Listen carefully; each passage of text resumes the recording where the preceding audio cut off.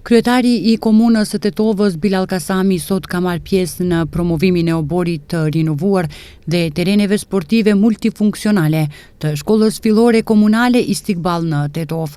Ky investim është bërë nga 2 kompani private. Bëhet fjalë për fush multifunksionale, teren për futboll të vogël, për basket, volejboll dhe sigurisht edhe për lojra tradicionale që fëmijët tanë të zhvillojnë aftësitë e tyre fizike dhe sportive.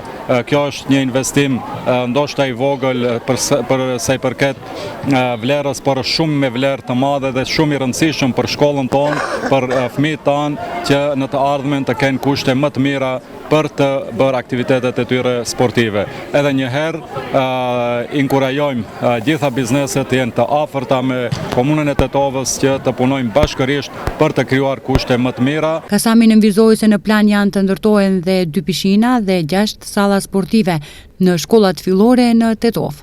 Besojmë që shpejt do të nisin procedurat për furnizim publik për tender për ndërtimin e 2 pishinave tek shkolla Kirili dhe tek shkolla Naim Frashëri.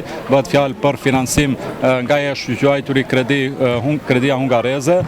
Po ashtu jemi në komunikim të afërt me Ministrinë e Arsimit në kuadër të gjithashtu një projekti që është kredi nga institucionet financiare ndërkombëtare që e ka marrë qeveria, me çka do të përmbyllet projekti ndërtimit të sallave sportive në gjithë shkollat e Maqenis së Veriut.